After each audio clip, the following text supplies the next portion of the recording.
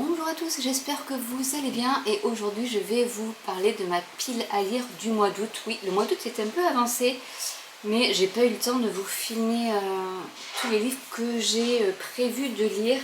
Je vous ferai aussi le retour de mes lectures, mais du coup juillet et août, parce que j'en ai lu pas mal. On va commencer par un livre qui m'a fait de l'œil, mais par rapport à la couverture. Ça s'appelle Celle qui n'avait pas de reflet. Regardez-moi ce livre. Alvan, elle croyait en l'amour, mais ça c'était avant, lorsque la princesse Yung Yu est choisie pour devenir l'épouse du prince héritier Zhang Ling. J'ai un peu de mal avec la prononciation. Ses rêves s'effondrent, indifférents. Son futur mari la confine dans sa chambre et ne s'adresse jamais à elle. Pire, des rumeurs prétendent que par le passé, cette impératrice aurait mystérieusement disparu du palais. Isolée avec son reflet pour seule compagnie, Ying décèle d'étranges manifestations dans son miroir qui finit par l'absorber. De l'autre côté, elle découvre un univers où l'attend un prince charmant cette fois, mais un univers peuplé de monstres qu'elle a libérés. Donc, je vais lire. C'est la première fois que je lis un recueil chinois de Keishe Shou. Et voilà, mais en fait, regardez-moi, il est vraiment trop beau ce livre. Ensuite, un livre que je voulais depuis un moment, et c'est vrai que j'ai jamais pris le temps de voir si ça me plairait ou pas. C'est un livre de Ragnar Jonasson, Hulda, ou Hulda. C'est, je pense, le premier tome de la trilogie Reykjavik. En fait, celui-là, c'est un tome, et ensuite, il y a la trilogie Reykjavik.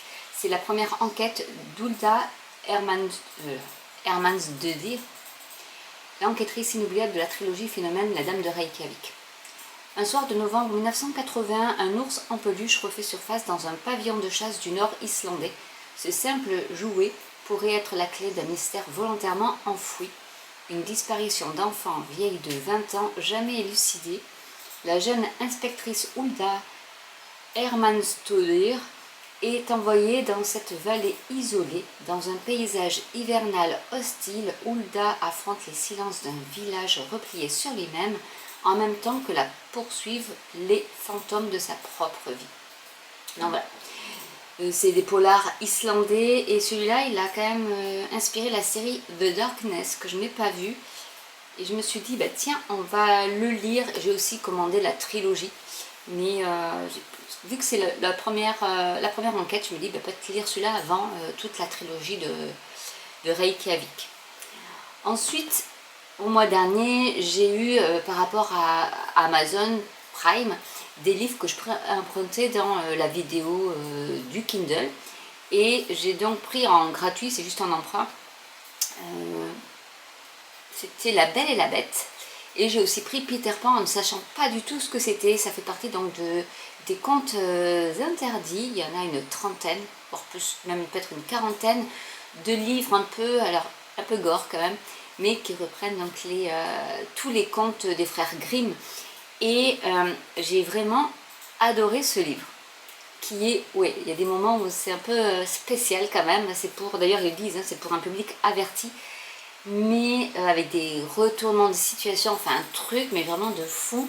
Donc La Belle et la Bête, c'est le premier que j'ai lu, et vraiment ça m'a conquise. Je ne connaissais pas ces livres-là. Et en fait, je suis retournée en librairie, et là, j'ai vu qu'il y en avait plein. Donc j'étais là, attends, on va pas tous les acheter. Surtout que s'il y en a une trentaine, je vais pas tous les acheter. Mais j'ai pris Boucle d'Or. Alors les couvertures font un peu peur aussi, hein. C'est vraiment Boucle d'Or, c'est ça comme couverture. Donc c'est pour les moins de 18 ans. Celui-ci, c'est une fillette égarée dans un monde qu'elle ne reconnaît pas, un papa ours dissimulant peut-être l'horrible croque-mitaine, une maman ours tourmentée cherchant à protéger ses petits, un ours emprisonné d'un cauchemar ayant débuté bien avant sa naissance, une âme vengeresse qui n'a pas dit son dernier mot. Laissez-vous entraîner dans les recoins les plus sombres de l'enfer et accompagner une petite fille dans son périple à travers la nuit. Comme Boucle d'Or, souhaitez ne jamais oublier votre nom, car parcourir les ténèbres pour le retrouver sera bien loin d'être une partie de plaisir. Donc voilà, c'est des petits livres comme ça, et c'est québécois, parce qu'en fait tous les tous les auteurs de ces livres-là, parce que c'est des auteurs différents, bah, sont québécois. Donc là, nous en avons un, donc Boucle d'or. J'ai pris aussi Blanche-Neige. Donc vous voyez, vraiment, c'est des couvertures un peu spéciales. Là, c'est pareil, c'est une femme coupable d'un crime dont elle n'a plus souvenir. Une évasion vers une forêt où la noirceur ne vient jamais seule. La découverte d'un manoir abandonné au secret bien caché. Des bougies qui s'éteignent, des ombres qui se lèvent, des objets qui se déplacent d'eux-mêmes et des coups qui résonnent contre la porte avant que celle-ci ne soit défoncée. Cette sombre réécriture du conte Blanche-Neige et les 7 nains est un plongeon dans les eaux noires et visqueuses de la démence, du complot et du meurtre, un pas angoissant dans les ténèbres d'un passé oublié, d'où les horreurs surgissent sans cri et égard. Il est déjà trop tard pour reculer. Que fuirez-vous d'abord, le présent ou le passé? Là c'est pareil, c'est L.P. Sicard, donc, qui est un poète et un romancier québécois. Et j'ai pris, après j'ai dit, si j'en ai pris quand même pas mal, j'ai pris Cendrillon aussi. Donc là c'est pareil, c'est une jeune fille confinée au sous-sol d'un salon mortuaire par une belle-mère cruelle, deux sœurs vaniteuses qui torturent la petite Sandrine avec un C-E. Des souris inquiétantes nées dans l'ombre d'un four crématoire, un long séjour dans un pénitencier où les criminels et les gardiens se confondent. Dans les pages de cette version moderne et macabre de Cendrillon, vous serez confronté au tourment et à l'horreur pure du plus sombre des cœurs, celui d'une mère sans amour. Des cendres naîtra une force sans égale, un esprit de vengeance destiné à éteindre les ténèbres de la nuit. Donc ouais, après, il y en a une quarantaine comme ça. J'ai pas tout pris, mais quand même, ça va dans la noirceur de l'âme des hommes, mais ça fait partie de l'humain, je pense. Et après, j'ai pris La Reine des Neiges. Alors celui-là, il est un peu indisponible un peu partout. Et là, il y était, donc j'ai dit, bah, je le prends. Bah, vous voyez, c'est quand même un cœur. Donc là, c'est le meurtre immonde d'un prêtre dans un pensionnat autochtone au début des années 70. L'inconcevable suicide d'un grand-père d'une journaliste prête à tout faire pour faire éclater la vérité. Un chaman amérindien banni de sa communauté, reclus au cœur d'une forêt mystique. Une entité ancienne née du froid et de la famine, déterminée à rétablir son pouvoir sur son royaume de glace. Une effroyable légende oubliée de tous. Fuyez, elle arrive, elle est tout près, elle n'épargnera personne. Les arbres tombent, la terre gèle, l'air est infect. Courez si vous ne voulez pas finir 6 pieds sous la neige. Voilà, c'est très facile à lire. Ah, il y a même un petit marque-page avec pas mal de ceux-là. Et là, c'est donc aux éditions Contre-Dire. Donc là, j'ai même un petit marque-page. Mais honnêtement, La Belle et la Bête, je vous en reparlerai dans une prochaine vidéo. Mais c'est vraiment... on fait tous les confins des êtres humains. Et c'est vrai que des fois, on peut penser que c'est une victime. Mais en fait, non, c'est pas une victime. C'est tout le contraire. Et finalement, j'ai pris de Virginie Grimaldi, parce que là, c'est vraiment des... Bah, voilà, ceux-là, c'est des valeurs sûres. D'autres printemps. C'est Flora vient de voir son plus grand rêve s'effondrer. Pourtant, quand on l'appelle au chevet de sa grand-mère, elle envoie tout valser pour la retrouver. À son arrivée, Lynn, 90 printemps, a une requête des plus surprenantes. Flora doit l'arracher à l'hôpital pour la conduire dans un petit village de Toscane. Pourquoi là-bas? Personne ne lui connaît d'attache en Italie. Flora hésite, mais Lynn insiste. C'est sa dernière volonté. Alors, au matin, elle fugue. Embarquée dans un insolite, Flora ignore la vraie raison de ce voyage et l'ampleur du secret qu'elle s'apprête à découvrir. L'une roule vers son passé, l'autre vers son avenir. Grand-mère et petite-fille ont des choses à se dire. Voilà, et je pense que celui-là, c'est écrit assez gros en plus, donc ça va aller pour mes yeux. Ça va être pas mal du tout. Et là, je suis aussi en train de lire c'est pas une trilogie, c'est vraiment plus, je crois qu'il y a 6 ou 7 tomes d'un roman post-apocalyptique. Là, j'ai bientôt fini le 2e tome, c'est toujours au bord, donc c'était au bord de l'effondrement. Là, je suis au bord de la folie, et après j'ai au bord de l'anarchie, bon, il y en a plein. Il y en a 7 comme ça et c'est vraiment pas mal du tout. C'est super bien écrit, on s'attache vraiment au personnage, je vous en parlerai vraiment. Ça c'est qu'en version numérique parce que c'est pareil, c'est américain mais ça n'existe pas en papier en Europe. Donc bah, écoutez, je le lis en numérique et c'est pas mal parce que cette version numérique finalement je me rends compte que bah, j'arrive à lire 2 livres en même temps alors que quand j'étais qu'en version papier, ben, je commence un livre, je dois le finir avant d'en commencer un autre. Je ne sais pas si vous êtes comme ça, mais là ça me permet en fait de lire un livre en numérique et de couper en fait pour pouvoir suivre l'autre livre en version papier en parallèle.